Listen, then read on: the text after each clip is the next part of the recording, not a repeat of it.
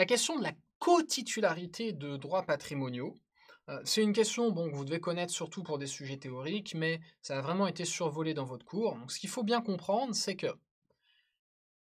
ici, on n'est pas dans un démembrement de propriété où, par rapport à la pleine propriété, totalité des usages d'une chose, usus fructus ou abusus, dans un démembrement, on casse la réunion de ces prérogatives sur la tête d'une même personne et on répartit ces prérogatives. Des prérogatives différentes sont confiées à des personnes différentes. Bon. Du coup, il n'y a pas de concurrence dans leurs droits, puisque forcément l'assiette de leurs droits est différente dès le départ. Ici, c'est tout l'inverse. Il y a un partage des utilités de la chose dans ces différentes formes de cotitularité. C'est une dérogation, du coup, la cotitularité d'un droit réel à l'exclusivité normalement, des droits réels. Alors, si on prend une des formes de cotitularité du droit patrimonial qu'on appelle l'indivision. L'indivision, c'est le partage d'un droit réel, en général la pleine propriété ou bien l'usufruit.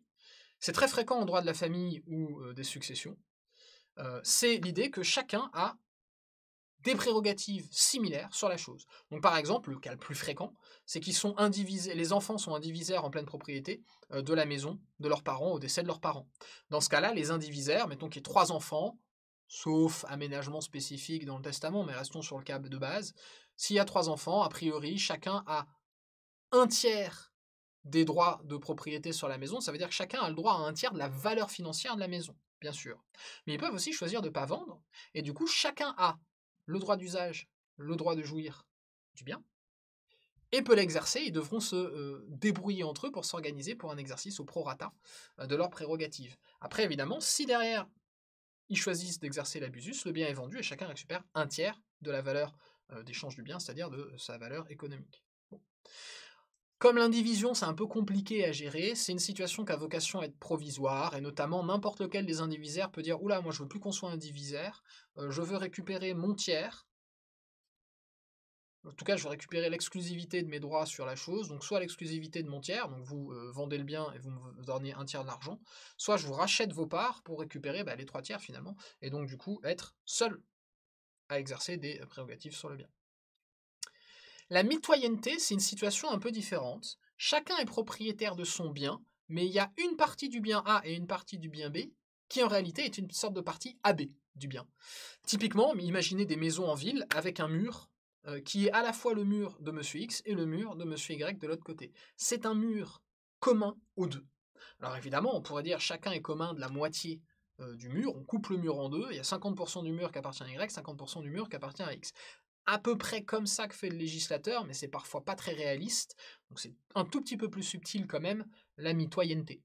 Pareil pour une clôture qui est pile sur la limite séparative de deux terrains, c'est une clôture mitoyenne, et dès lors qu'il y a mitoyenneté, théoriquement, il y a copropriété. Bon. Mais en réalité, le législateur l'envisage comme une servitude commune, c'est-à-dire que chaque terrain est réciproquement à l'égard de l'autre, à la fois dominant et servant. À l'égard de ce bien, en tout cas. Bon. Et concrètement, c'est-à-dire que chacun a des droits et des obligations sur l'ouvrage mitoyen. Alors, il y a des difficultés qui sont surtout liées à l'acquisition de la mitoyenneté. Bon, peu importe, vous n'en avez pas traité, sachez que ça existe, n'employez pas ce terme à mauvais escient, c'est surtout ça l'important.